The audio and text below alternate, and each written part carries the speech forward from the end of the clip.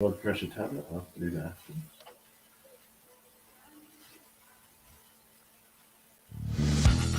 Do you wonder if others are dealing with the same project management challenges as you? Not sure where to turn for guidance and leadership? Office hours are in session as we discuss project management and PMOs with global leaders, hearing their story and learning their secrets to success. Our goal is to empower you and help you elevate your PMO and project management career to new heights. Welcome back to Project Management Office Hours with your host, PMO Joe. Welcome, everyone. Project Management Office Hours is now live streaming as well as being live radio. So we're the #1 live radio show in the U.S. about project management. And we're broadcasting to you from the Phoenix Business Radio X studios in Tempe, Arizona. I'm your host, PMO Joe, and for the next hour or so, we're going to be talking project management with our special guest. Before we get into that, just for everybody out there, this is our first live stream effort of the show. So we're streaming live, hopefully, on LinkedIn Live and YouTube right now.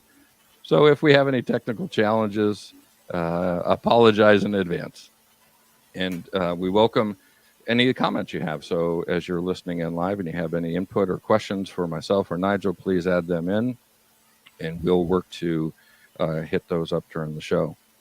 Also, of course, want to say Happy New Year to everybody. First show of the new year, and also our first show of our 5th season. I cannot believe I've been doing this for 5 years now. This is show number 95, which means in just a couple of months, we're going to hit 100 shows. Wow. I hard to believe from where we started that we're still doing this. But it's been a lot of fun. We're excited for the year. We have a lot of great guests planned. Of course, we're keeping it international. We've got an international guest today. And then throughout the year, we've got guests that we're confirming from Australia, South Africa, Germany, Spain, Ukraine, the U.S., of course, and many other locations around the world. So I also want to say thank you to our sponsors, right? If we didn't have sponsors, none of this would be possible. They help us pay for all the technology and the studio time. So thank you to the PMO Squad and the PMO Leader.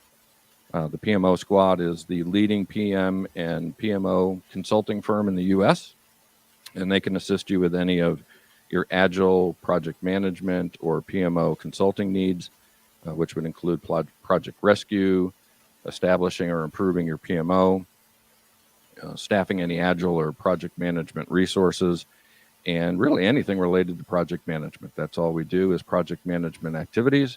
So if you have a project management challenge that you're trying to work through, reach out to the PMO Squad. So that's enough of the intros. Let's do welcome here to our first guest of the year, Nigel Creaser. Welcome, Nigel. Thanks, Joe. Great to be on it. So if you could take a moment, Nigel, introduce yourself to our guests and let them all know who you are. Just a little bit about yourself. No worries. I'm Nigel Creaser. I am in the UK, in a little village called Pant. Don't make your own jokes on that, please. It's just on the Welsh border. I'm very lucky where I live. I've been a project manager for, knocking on the door of 30 years, across a number of different industries and different technologies. IT is my area. Formerly, I was an accountant. I described myself as a failed accountant. Got the chance around year 2000 to jump across into IT. They were paying more, and they gave me a line back to go into finance if I wanted to again, but I stayed there. So basically been project management for ages. And a while back, I decided to author a couple of books. It was Peter Taylor's fault, I think, and recently published my 4th book on project management, along with me having a podcast, which Joe kindly came on, one of my first guests back in 2019, which does seem like a long time ago now. I've been enjoying podcasting as well. I go by the name of the Sunday Lunch Project Manager. That's it. Well, it's fantastic to have you join us, and it was great to have time on your show and to go through your scenario. And I think that's what's great about our industry is there are plenty of shows out there with a different format that really allow our industry to get different perspectives on who some of the people are in our industry, what our experiences are, and really learn more about the people, because I think ultimately project management is really about people. So having a show like yours is fantastic for everybody as well. I do enjoy the interviews. I've got to say, it's you find some very challenging and some very surprising things in it. I think one of my guests grew up in Turkey during a lot of disturbance in the war sort of time around there. And one of my questions I always ask people on my show is about what did they want to be when they grew up as a kid, and lots of different things. Fireman, a pilot, or different answers that I've had over times, and he just said he wanted to be safe. Wow. And that was what he wanted to be as he grew up, and kind of made me take a pause on me living where I live, and never been experienced to that kind of and my life. I've been very lucky, I suppose. It's great having that you've got your show as well with it, where I find that you kind of mix it through the different kind of specialist topics and a bit of a mix in there. I like that. Sometimes I think someone talked to me about whether you do the show as or the format that I chose, rather than doing technical content, which, to be honest, I wouldn't be as good as some of the people who are out there. There's some fantastic podcasts out there, so why try and do it better when they're doing it brilliantly? And I just kind of and I like to chat, and I kind of difficult to stop me chatting. So I thought, let's have a nice long form one and let people chat. Yeah. I love it. I think if I'm remembering back to the show, the question of what did I want to be when I grew up, I think I wanted to be a Major League Baseball player, if I remember my answer correctly. I think that's right, yeah. And unfortunately, now that I'm in my mid-50s, that's no longer possible. But if you can dream it, you can achieve it. Surely. Maybe. I think it'd be a nightmare now if I tried it rather than a dream. One of the things similar, sort of not similar, but when I was a kid, I used to do judo, and I stopped when I was about 18. And in my early 40s, after watching the Olympics in London, I got inspired to step back on the mat on that, and started learning again and kind of starting from scratch. I've not looked back at them, and it was quite useful in the fact that there's a really rich veterans and masters scene. And there's not thousands of people in there, but there's enough for it to be good enough that you don't have to qualify a great deal. You have to be of a certain level, but you don't have to go around qualifying to get in. So I'm able to enter sort of international competitions. As long as I've got enough cash and the travel budget to get there, I can enter it. So I'm quite enjoying that, reliving my dreams of maybe being an athlete, which I kind of didn't have at the time. So it's never too late. You can always find something. Yeah, I love that. So the podcast is the Sunday Lunch Project. Yes. Where does that name come from? It's a book I haven't written. So I blame Peter Taylor, to be quite honest. Let's blame Peter. Yeah, I think most of the hopefully he's not listening. We can tell him afterwards. Yeah. Well, I'm sure if he'd seen me, he would have thought I won't listen to that. Peter, when he wrote The Lazy Project Manager, and I read that book, I saw him speak, and I was kind of inspired by the fact that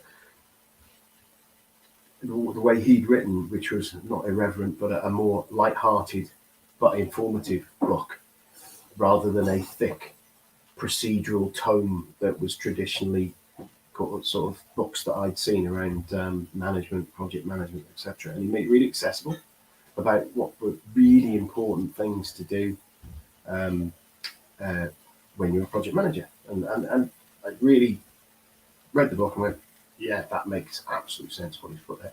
And I kind of just had it in my head of that I wanted to write something from years ago when I was a kid. And I just thought, yeah, the Sunday Lunch Project. And I came up with an idea, and it's a book. I'll probably tell people about it, but I'll say it's basically the concept is it's a bit of a parable, or a little bit of a I can't remember what parable, a funny parable, bit of a laugh, bit of a giggle. You can see my little hashtag on there. Project management is funny, and it's supposed to be a humorous book. But I started looking at it, looking to do it, and discovered I'd never written a book before and didn't know what to do. And it was bigger than I thought it would be, and harder than I thought it would be. And it's still sitting there on where I've got behind me somewhere a sheet of paper with all of the mind map that I drew out for it. And then I started, right, so the Project Fine, started thinking that's a brand. I quite like the idea as the brand idea. And rather than getting on writing a book, I sort of played around with ideas and branding. And at that time, I also came up with the idea of my first book that I did, which was When I Were a Project Manager, which is a kind of take on the For Yorkshire sketch from Monty Python. I think it was before Monty Python, but Monty Python made it famous. And it's 4 project managers sat in a little sketch talking about how they had it hard when they were a project manager, which is actually available either at 77p or you can sometimes get it free on Amazon. If you Amazon Kindle, you can get it free there. It's only a 25 pages thing, but hopefully it'll bring a smile and a bit of recognition to people. So I wrote that book in kind of to learn how to do it and learn how to publish, learn how to get through the processes and get all that. Did that, and then came up with another idea. Thought I really enjoyed doing these, and I thought I'd do a few sketches and songs. So that's what the second book I did, project management sketches, which took a long time. So all of these, it kind of just my technique of procrastination, I suppose, of stopping myself doing the Sunday Lunch Project, the harder one in some ways. So that's where it all came from. And then I had these 2 books, and I had some people buying some of them, but not many. And so I thought, I know, I'll one of the what's it called? One of the songs in the second book is called The 12 Days of Project. And I decided one day with me and my girls, we sat and we recorded. I have 2 daughters, and it was a few years ago now, and we recorded it just on my phone. And I decided I was going to push that out, put it out on the first episodes of the podcast. You'll see the early ones is just that. It's just day 1, day 2, leading up to Christmas at that time of that year. And then I started using it to say, well, I've got this book. Would you like to buy this book? Would you like to buy it? So I was screaming into the internet saying, buy my book, without much value being added on top of that, other than me kind of talking. And then I thought, there was a few things happened at work, and I kind of thought, if I'm going to do this, I need to do it properly. And on the podcast, and I thought, I really want to make something. I want to do something with it. And so I started interviewing people. I thought, right, who do I know? I'd been in touch with Peter and talked to Peter before, and I thought, ping him a message on LinkedIn. So, Peter, can you come and pop onto the podcast, and can we have a chat about you? And the idea was to talk about people's background, how they got into project management, why they got into project management, what other projects they're in. As I say, I was a failed accountant and kind of drifted into project management, and as many of us are. Although I have met people nowadays who are they're leaving, they're going into university or into college and learning specifically project management degrees, which was non-existent when I was around. It wasn't even a career that I did. Yeah, that's it. Really, it's a bit of a long answer to that question, but that's the Sunday Lunch Project became my brand by default. And one day I will write the book, just so that it completes the circle, if you like. But I was stuck with it there. I kind of like it. So. Yeah, I know, it's a nice, catchy name. I like it as well. So you've been doing this for a while, as I have. So when you talk to all of these people, I always say that for me, these are mentoring sessions, right? And they're unintentional mentoring sessions where I get the best of some of the best PM and PMO leaders in the world I get to talk to. What are some of the takeaways you've had over the years from your guests that have really stuck with you and have maybe influenced the way that you operate? There are so many. I think, as I said before, to think of contextualizing my life growing up, and it's not always about project management that I pick up on these things. It's more about um, lots of um, experiential things and how people have got into project management. I think the thing that the mentoring sessions are great. It's difficult. I've got a little board that I've stuck stuff on my wall where I've got. There was conversation about the Wright brothers arguing. I can't remember who that was now, and it struck me with that one was that they were arguing, but they saw it as a positive thing. They were really arguing, really, and someone had interrupted them about arguing. It's kind of, well, no, that's how we work. That's how we get together. And sometimes different people's styles and tools and techniques that they use to move forward are different. There was things like fail fast and learn quickly, those sort of things that came out of there from different conversations. And I think the people. Sorry, I keep looking up at my invisible board that's up here. It just, I think people, the richness of the project management experience, and kind of how a lot of the time it is, well, a lot of the time, all the time. You said it earlier on people are what deliver projects. Processes don't deliver projects, whilst they're absolutely critical. They don't deliver the projects. Your IT system that you're managing it in doesn't deliver projects. It's the people who deliver it. It's the people who make it successful. And if you don't focus on the people, then it won't. It just doesn't happen essentially. So those are the kind of key things that there's just so many people I picked up through that, and every single one of them I come away with something that either makes me think differently or gives me a completely different point of view to how I would have approached something. I think I was talking to Gerald Leonard last year, and I'm a bass. Well, I say I'm a bass player. I have a bass guitar that I can make noises out of. I played when I was in a band when I was a teenager, like many of us did, and then had Gerald Leonard come on, who's a professional jazz bass player, and he talked about fun. Yeah, it was, and you know what, idiot that I am, I didn't ask him to play on the podcast. He sent me some. I had some music in. I should have had it. His bass was there. I don't know. My brain was. Maybe I was just too starstruck or something. But Gerald's a project manager as well. Yeah, so that's what he does. He's a professional bass player and project manager. And he talked about the fact that bass playing, you'll get people will, or musicians, say, so general. When you're performing live in front of an audience, a very small proportion of what you do as a musician. And we as consumers, we see that when they're up on stage, that's when we see them, that's where they get all the glory. And then behind that is years of practice, and continued practice, honing, training, thinking of new ideas, playing around with different things. And just, whether it's 5% or whatever, it's such a small part of it. And a lot of the time, like the analogy with project management then is where you get your project kickoffs, which can be great fun, can't they? You can get there, you're all excited, you've got something new, you're trying to work it out, you're in a room or you're in a virtual room trying to work out, right, what does this mean? How are we going to do this? What are the problems, risk? And it's quite a lot of energy in that part of the delivery. And then right at the end, when you're all like, right, I'm ordering pizzas, let's all get there, let's get this delivery over the head, or if it's a different industry, it's cutting the tape or whatever, there's a big celebration kind of feel, celebratory feeling, a lot of adrenaline again, and you get all that buzz. But in between is when the project gets delivered. Like, you need a good start and you need that good end, but that's that bit in the middle where, we need to check the finance, we need to check it. That's when, and it's actually not the most exciting thing that we do. And the same with a bass player. Sitting there on piano, my daughter, my family, my daughters and my wife all the piano, who's been piano tonight, doing scales isn't the most exciting thing that they like doing. Playing the tunes that they like to play and what they like doing.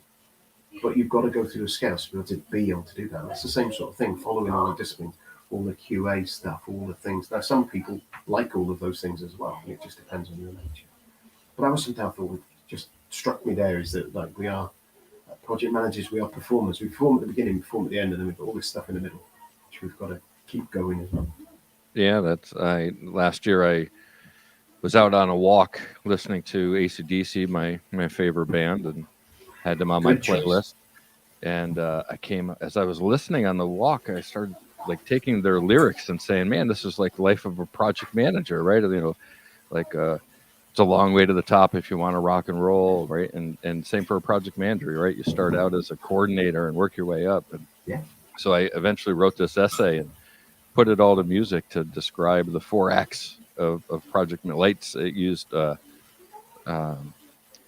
different AC/DC songs. I think I put like 60 different songs together and ended up having it be a kind of an essay, because that's who we are, right? We are entertainers, right? We have to be able to deal with people, and sometimes you're out there with your torn blue jeans, and sometimes you're not, right? Yeah, I agree. And I think I've learned more non-project management stuff, right? The human interaction, talking with Ruth Pierce and Carol Osterweel and Steve Fulmer and Dr. Barbara Troutline and so many others about the interaction of people and how they interact, and all of that has been really kind of amazing. Yeah, I got introduced to I had Ruth on my podcast as well, which was great. And I had a model that I've been using for many years now, called the DISC model. I got introduced to it way back in a book about positive personality profiles, and it's a really simple model where you have a 4-part grid: people are outgoing, reserved, people who are task orientated or people orientated, and you kind of got 4 behavioral styles that we default to. And I've always used that as a really good model for. And can I swear on this show, or do you prefer me not to? It's live. Whatever you want to go with, man. Well, I will get. You can imagine the word I use. It's kind of. It helped me work out why other people think I'm an idiot. Yeah. So and it's you can insert whichever expletive you like.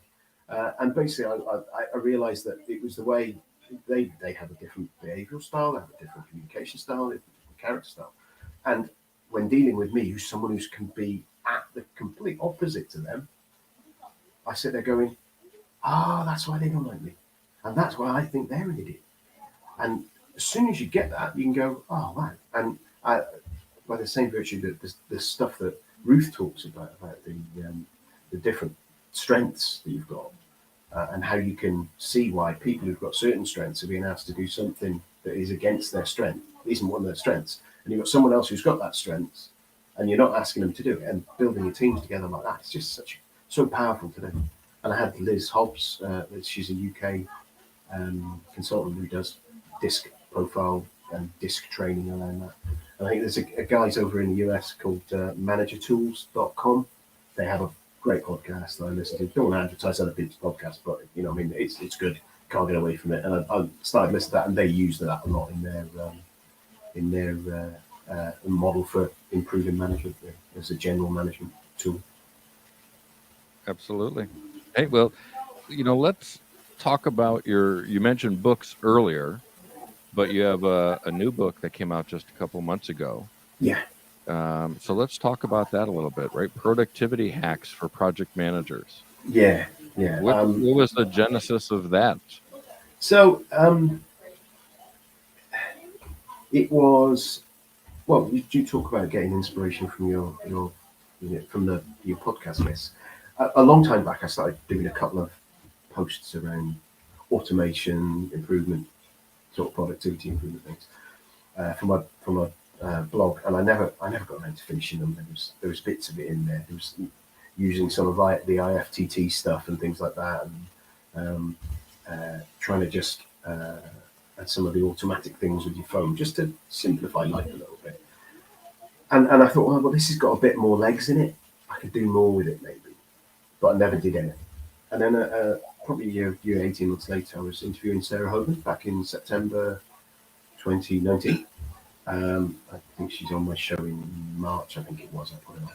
And she was we were talking about productivity.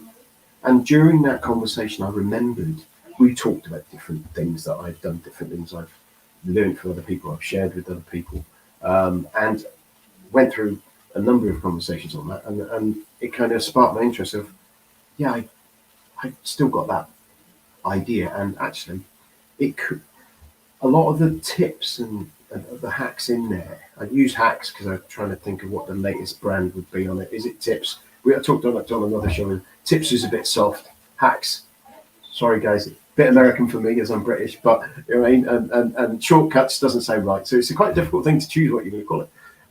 But I decided a lot of those ideas that I've been used over the years, I've spent time with people who worked with me, people who worked for me, and people I worked for as customers as well, and managers, saying, well, I do this, and it's like maybe dealing with email or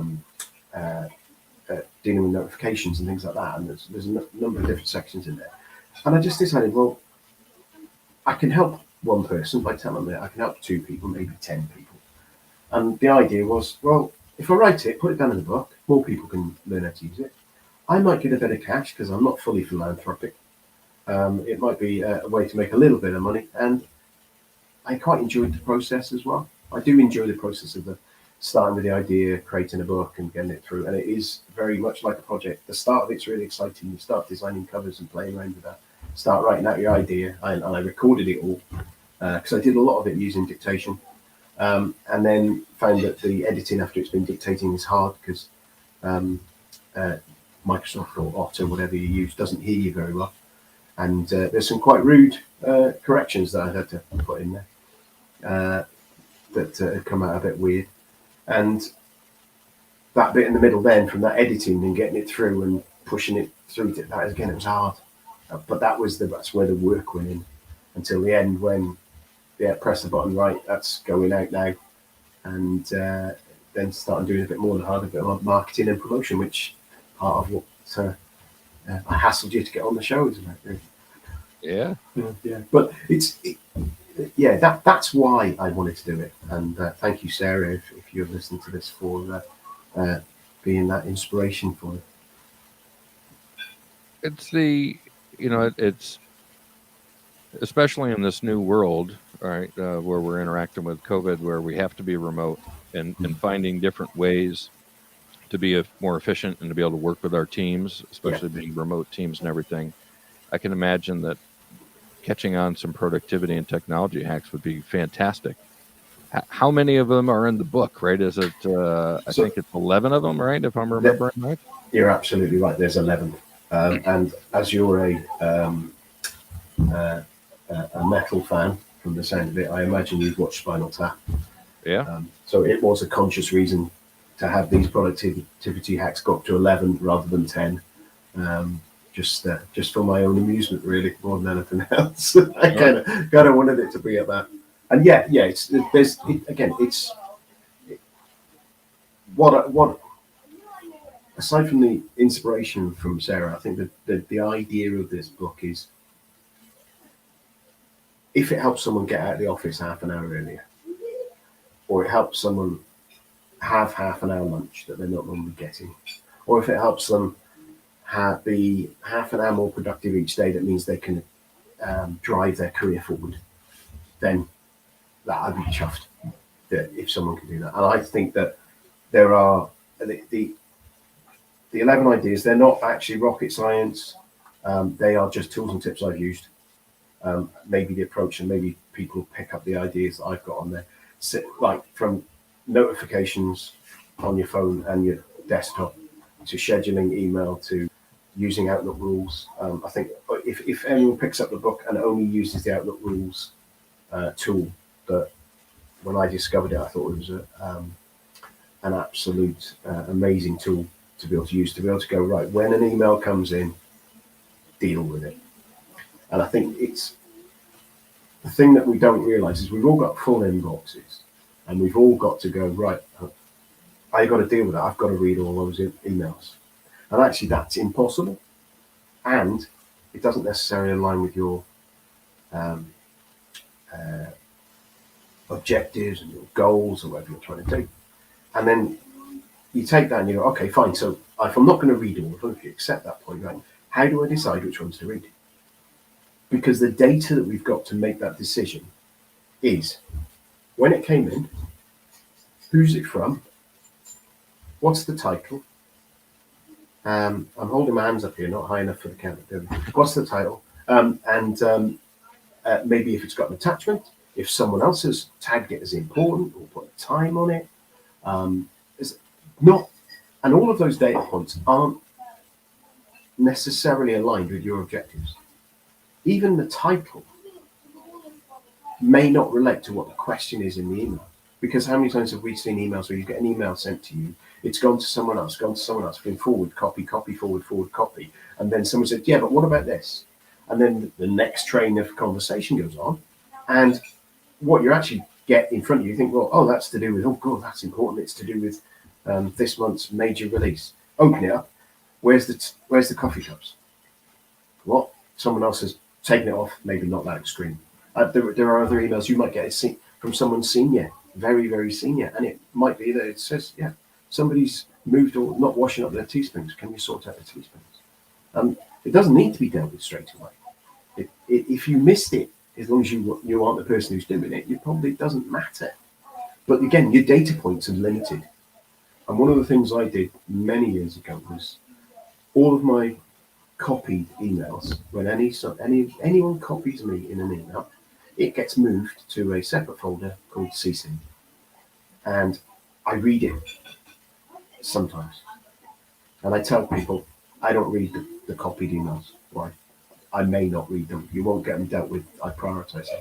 Now, the risk is there that, well, what if in that CC someone senior or someone important or something important is in there? Well, I may have missed it anyway in the morass of other things that I'll be looking at and going, well, which one do I choose? I might have chosen all of the admin type ones instead of the important ones because I've got limited data to make that decision on. And so that's one of the things I did. That's the first thing I did. And there's a risk, like I say, there is a risk. And you can put filters on it and say with the Outlook tools, you just go, right, okay, unless it's from my boss, key customer, key staff, key family members, moving to the CC. And that removes some of the risk. But there's always a risk of you missing an email. How many times have we got things where people pick up the phone 5 minutes after you've sent them the email, they've sent you the email, say, have you read it yet? And you go, well, no, there's 100 other ones sitting there, or 1,000. Yeah. And what it does, it does that prioritization management automatically for you in a more effective way than you can do it otherwise. And then you can move on. There's a whole bunch of other stuff you can start doing with it. And when you start using it, you start going, hang on. So a while back, I sat there and went, meeting invites. Now, sometimes I need to deal with them quickly because someone's sending me a late change to a meeting invite, which isn't very good practice. But other times, most of the time, I don't need to accept an invite within 5 minutes of it arriving in my inbox. I don't need to accept an invite even that day sometimes. So I move them off to a separate page. I've got some communication stuff where we've got all hands communication things come out. I move them to a separate section and I deal with those generally on a Friday. I sit there and go and catch up on that sort of stuff on a Friday when I can find it can be a little bit quieter for me. Holiday improvements. So say you've got holiday and expense approvals, I move them into one place as well. And the reason I do that is then you have, say, 20 expenses to approve. You log into the expense approval system and you deal with all 20 of them one after another. You're not logging in, then going away, and then two hours later logging in, because it's not lean, is it? The sort of lean technologies. You're going back in and redoing the same thing over and over. Whereas if you can batch them and deal with them, it's quick. And when you start looking at it, you start going, oh, I can do that way, I can do that way, I can do that way. So that's that. Like I said, that of all of them, that's the one that I've talked to people about so many times. And there's a story in the book of when I did it. The first time I did it, I clicked that button, get all the CCs, and they all moved. I find I left it on all day. I was tempted to look, but I was immense sort of control, and I went and had a look at the end of the day, and I saw this big list of emails, all with the same title: read forward, read forward, all those in front of me. And I thought, oh, what's this? So I looked at the last one, and it said, all done. Cheers, thanks for your help. And I kind of went, oh, well, that's good. Kind of thinking, I better read through and check this everything's right. So I went through and looked at it, got through to the beginning of it and looked at it. I thought, yeah, I would absolutely have got involved in it if I'd seen that email. I would have been discussing it. I would have been doing it. Now, I think at the time my ego probably said, well, and even now I still sit there, I think, well, I probably could have got it done a bit quicker or a bit better than the team doing it. But I see that's rubbish. The team didn't need me to solve that problem. The team didn't need me to get that done. The organisation didn't need me to be spending my time doing that. And it kind of nailed it on as me going, right, that's it. I'm going to use that tool. I'm going to keep on using it. And I back in the last year, I was on another podcast with a friend of mine in Shrewsbury, just up the road in Shropshire. And he said that he'd been doing that for a while, and he marks it as read. Now, I'd never been brave enough to mark all of them as read. I always had my big list of there's 50, there's 200 CC, and then every so often I archive them off. And then I took the jump to do that. And my attention is not diverted to that CC folder like it used to be now. It used to be, I'll have a quick jump in my half hour when I do my email, right, do my inbox, do that, right. And because there's no little bold thing by the CC saying 50 emails, I don't notice it. And so far, I haven't seen any fires yet. Maybe I'll just wait for them to come. Yeah. So that was an example of one of the things in there. And yeah, if people don't buy the book, if they just do that, that would be great. And I think it would save you time. It would give you less stress, and it would just mean you'll be focusing on your priorities and on your objectives, which is even if it doesn't save you time. If you're focusing on priorities and objectives of your job, you'll be doing better and it'll be easy.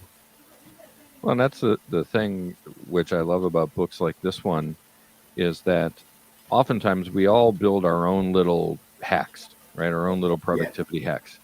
And we like them, but we keep them to ourselves, and we don't share them with others, and we don't learn from others. So even though the 11 items that you have in your book, people, you may have, you said at the beginning, right? Hey, they're nothing groundbreaking about them. They're just things that work for you. But if they work for one person, they'll probably work for more than one person. Yeah. And you don't have to be groundbreaking to save a half an hour a day or 15 minutes a day, or even if it's just a minute, but the aggravation of something, right? I mean, those are all things that we all benefit from, and that's why I love books like this one. Yeah. Well, if you think about it, it's just, thank you for that. It's just, it kind of gives me that boost of yes, that's what I wanted to, that's what I wanted to do. It was that case of, I think sometimes we'll sit there and all of us will find a way to do something. But as you say, you've got your own little list of hacks, your little spreadsheets that you use that you've managed to work out and get something to do something. And you think, well, everyone must know that. You think sometimes I'm the last one who's learned how to do this. And then when you start telling other people about it, and they go, oh, wow, cool. And you start, oh, didn't you know? No. Oh, wow, cool. And you think, well, it's some knowledge that you've built up, or some tool, some experiment you've tried. And like I say, a lot of these things, they're things that I've heard other people say to do, and I thought, well, I'll do them, and they work. I found them work for me. I think the other thing I do say in the book is that I'm not an angel in doing these. I fall off the wagon, but and this time of year, it's a perfect time. People are getting on their health and fitness kind of goals, setting goals for the year, all that sort of thing. And actually, if you're going to do a fitness regime, or productivity is the same for me. Productivity, fitness, it's like yoga. I think I say, if you don't finish being good at yoga. You don't finish, go, right, that's it, I've done it all now. I am the yoga person, I've done it. I can't improve anymore. There's always that little bit more you can stretch. And productivity is the same. But you can always get more productive, but also every so often you'll stop doing it. Same as you do with exercise, you'll stop doing it. But it doesn't matter, you start again. And you start again, and then you start gaining those back. And some of these things may not fit for some people. Some of them may be just not be great, or in the role they're in at the moment, they may not be important. But I think productivity to me is something we can work on all the time. It's that I don't know about you, but I went time management courses years ago, and I've been on them since, and on presentation courses as well. And you always come away from there going, yeah, you've either learned something new, or more often it reminds you something that you'd learned previously that you'd let fall by the wayside. Mm-hmm. So hopefully this will be a little booklet, and that I don't know if it was because I've got a background screen on. Yeah, it probably won't work unless I put it in front of you. The book is the paperback version is tiny. It'll fit in the back of your jeans pocket. So it makes it very easy to read, and easy to carry around and keep with you if you want to. It's even got a picture of me in the back of it. So there you go. Well, all right. That should be a new question now for your show, for each guest that you come on, right? Because I know you have a series of questions you ask them, and yeah. I'd ask them, hey, what's one productivity hack that you have? So that's a really good idea. Yeah. So volume 2 of the book, right? The second edition can now be the additional hacks from all the different guests that you have to come on as well. Yeah. Well, one of the things I think I asked you at the time was, when we started the podcast, I asked for your permission to be able to sort of distill down those interviews into a book, which I did start with the first year. I did get all of the. I used a product called Otter AI to transcribe. I tried a little bit of that and a little bit of Amazon as well to try and transcribe all of it. Mm-hmm. And then it transcribed it, and then I realized that I can't remember how many 1,000 words each interview was, because they were quite long form, and I'm sitting there going, oh geez, I've got to edit that. So that's another one that's kind of gone on the back burner at some point. I do want to do that, because, as you say, some of the insights and the conversations are so rich in those interviews that for people who don't consume in this manner, or if they do and have it as a reminder. But I am writing down now that prod hacks question, which I think I will add in there. Yeah, we're the same way. I've had a to-do list now, or an action item on my to-do list for about 2 years to write the project management office hours book. Right? I mean, again, just think we've had so many fantastic guests on over the year that if you bottle up just a part of that conversation with Lee Lambert and Peter Taylor and Laura Bernard and so many others that we've had on, just to, just name a few. It's, boy, I want to write it for me. I want to read the book, even though I was hosting the shows. I don't remember everything we talked about. Yeah. And then you've got that little thing you can pick up and pull out all of the key items in there and things like that. Yeah, it would be. I'm surprised when you think about the amount of content you can create, and my experience of it has been it's actually not that difficult to do.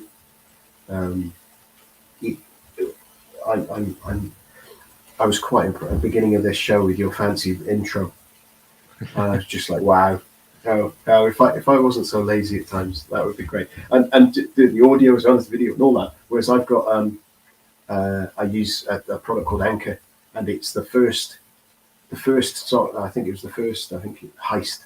It's called, is the first free bit of intro music that they have on it, and I kind of went, oh, I like that. Right, that's it. That's what I'm using, and then I just intro it myself and do it each time, and then use the same things. I've started adding a bit more in there, but I kind of get it's quite interesting on the different approaches and on how you can do it. Well, the beauty of being live out there now is people can see, right? So one of the camera angles we have is the overhead here in the studio, and over to the side you can see all the audio equipment. We have show producers, and when we take the recording, it goes back to Atlanta, and they do a master on it and pull out the sound and clean up the audio on everything. And we had hired a marketing team at one point. I didn't create that video, right? The intro video. That was a marketing team that had to come in and put that together. So that's great. These are all the things after 4 or 5 years behind the scenes, and we come now out and everybody can see this is what production is, right? This is what happens really when we do the show. Yeah, it's great. And it's like, I think with mine, it's always been that thing of kind of wanting to do it trying to get it to pay for itself, if you like, drag it Yeah. up by its bootstraps. And it's always been, right, what's the freest tool? What's the simplest one? What's the least amount of effort for me to do? But it works at the end of the day. Most of the time, I say my intros and my outros and the little bit of news bit is normally done on a Saturday morning, sat in my kitchen with my phone in front of me, just onto the phone, on straight into the Anchor app. Because actually, when I listen back to it, for me, the quality of it is fine.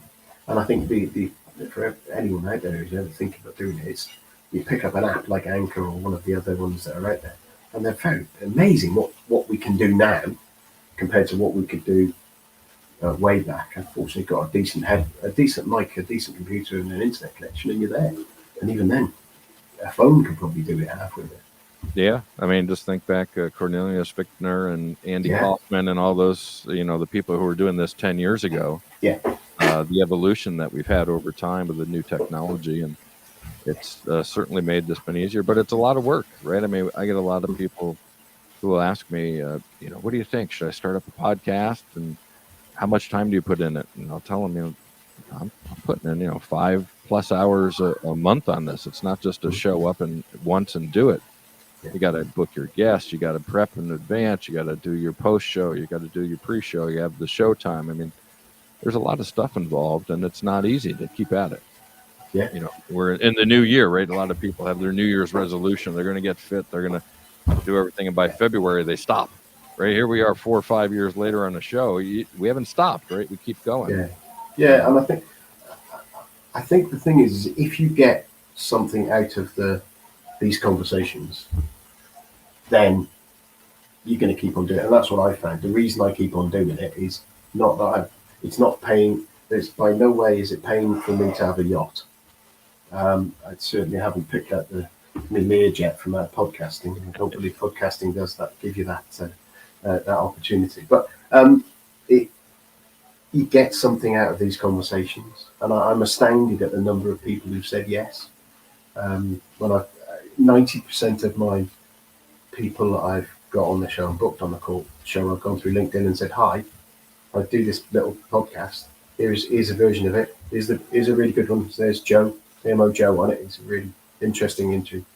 And go have a listen. Tell me what you think. Do you want to come on? These are the questions I asked. It's the same way I approached you, wasn't it? Really? And invariably, people say yes. And then you get conversations. You sit there going, oh wow. But Eddie O'Beng was one who struck me. It was Eddie. I'd seen way back when I was first in project management. We were doing some work with the PMI UK chapter, and we were was part of the Midland area team. And I was also looking at later on. I was looking at the marketing side for that. So doing the newsletter at the time. It was a paper newsletter we used to send out rather than having a website. So that gives you a hint of how long ago it was. We probably did have we probably didn't have a website, thinking right now. Yeah, so it shows you how long ago it was. And Eddie O'Beng was like in PM Network and in PMI. He was like Dr. Eddie O'Beng's. And I was thinking, oh, he's a bit of a famous guy then. And it took me a while to get around to pinging him a message and saying, Eddie, would you like to be on it? And he was brilliant. And he was completely happy to be on the show and everything. So it's if there is anyone who's thinking of doing a podcast, even whatever it is, get guests. Same for me. I mean, Dr. Harold Kersner, when he came on, I just sent him a message on LinkedIn and said, hey, I'd love to have you on the show. And the evolution for me has been, I started the show doing the shows for me, right? Kind of my opportunity to be able to learn. But probably halfway through the first season, I realized people were writing me saying, hey, that was great content on that show. Here's what I learned. And I'm no longer they're about me. Right now it's how can I talk to the guests in a certain way that the listeners will find value out of the shows. And because most of the listeners don't have that opportunity to be able to speak to them because they don't have a podcast. They don't have a show to be able to connect to them. So if we can, just build Dow, right? Was talking about how totally non-project management related, but he teaches tennis lessons to people in wheelchairs, right? Those sorts of inspirational moments where we take us as people and be able to share that may be the inspiration for somebody else to volunteer their time and go help somebody who is in need, right? Yeah. That's the power of these things, right? This is where I love it. So for you, in your book, The Productivity Hacks, it's that same concept, right? Yeah. I've got my own hacks. I may pick up something from you. I use Outlook in my own little way, right? But there's somebody else out there who may go out and pick up your book on Amazon and read that thing and say, oh man, I never thought about that. I'm going to go do that.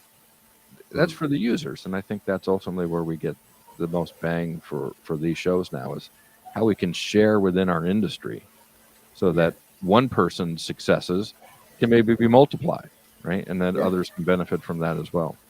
Yeah, and I think it's when you have as a general thing, that getting me, again, with all this, I've always kind of bootstrapped it, and getting the name out and of the podcast has been quite difficult to get a great number of interaction with my listeners. That's something that I have missed. I haven't seen any of that, a great deal of it. Some, but not a great deal, not as much as I'd like. And it kind of makes you feel, should I do it? Should I not do it?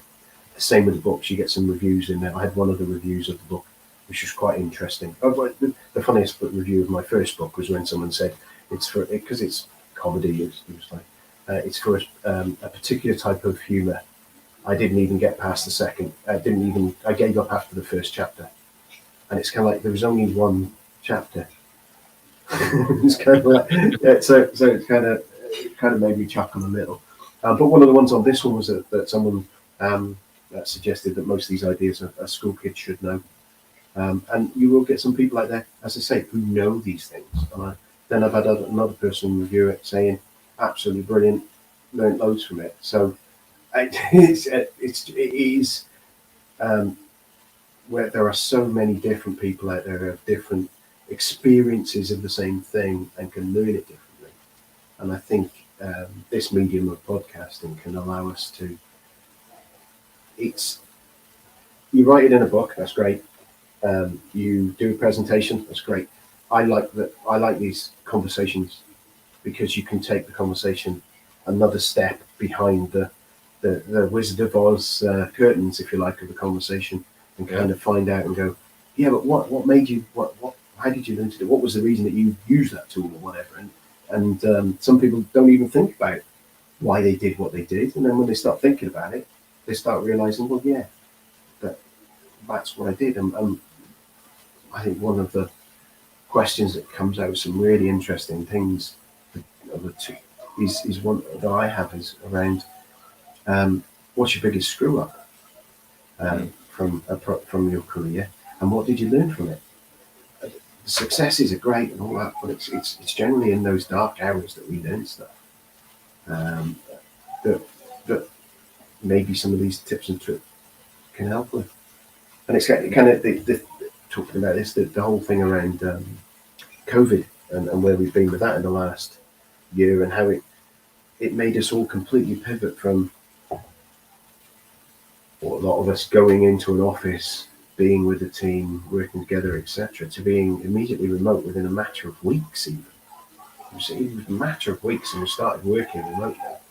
And I couldn't put together this without putting something in there, so I've included something in there. And it's a little bit about my journey in through lockdown. And last year I was off with stress issues for 5 months, and related to the lockdown. There's other things around it as well, but it was the mental health side of it. I know a lot of us are aware of, and some of the things that I suffered from in the way that I was dealing with stuff. I've started to change. I've changed that and made a big difference to it. Even literally now, and I don't know if listeners can hear my little one who said, "Yeah, I'll be nice and quiet." He's singing in the other room, nearly at the top of her voice. That's what's home these days. That's what happens. Yeah, and that's it. Yeah, and one of the big things I found was I used to drive a 40-minute commute, so 40 minutes, 40 minutes back, and you have a big decompression time. and that kind of, you're finishing it. Right, okay, dealing, you're processing the conversations you've had, you're remembering what's going on at home, what you're going to have to do, blah, blah, blah. And you kind of get that little zone of decompression. Literally 2 meters from my arm is my door into my dining room there. And I would finish at work at 5:30, tea's on the table, or dinner, we call it tea in the UK, or this part of the UK. Dinner's on the table, and my family's there, and or dinner's being prepared, and I'm going to help. But I'm straight into, I moved from Nigel the project manager to Nigel the dad and Nigel the husband, like that. And you get no transition.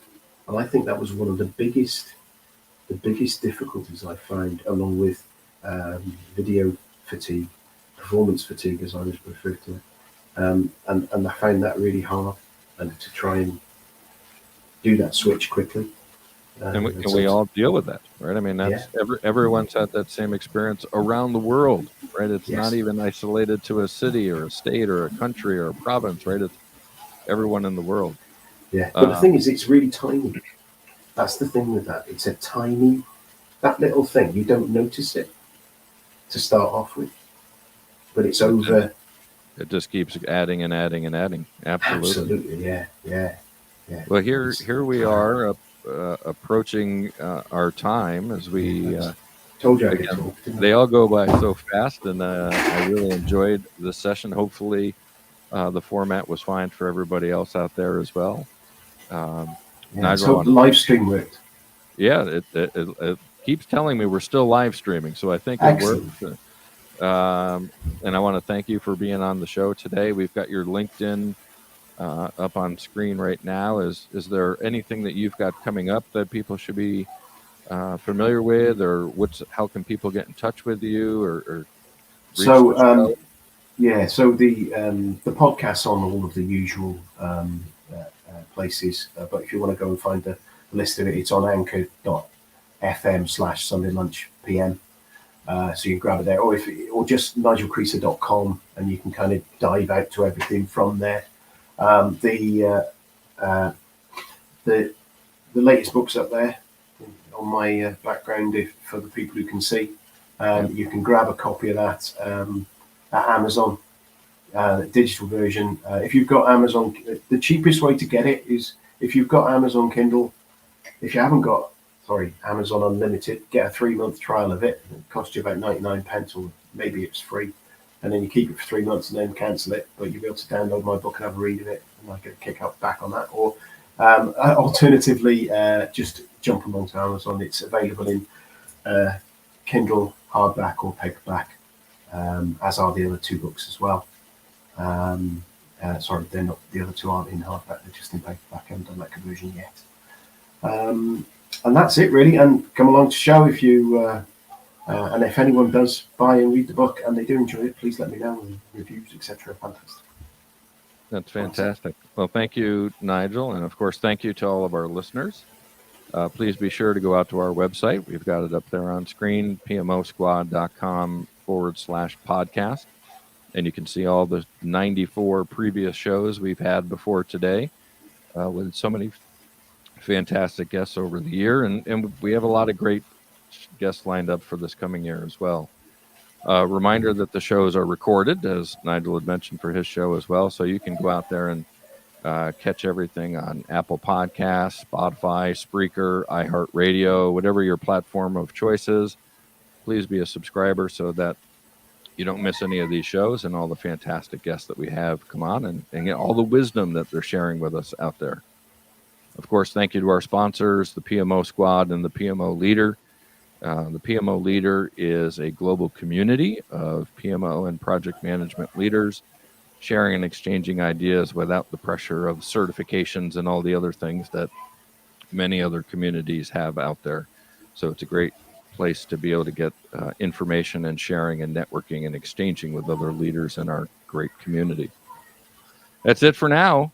Office hours are closed. Until next time, I'm PMO Joe, and you've been listening to Project Management Office Hours. Thank you.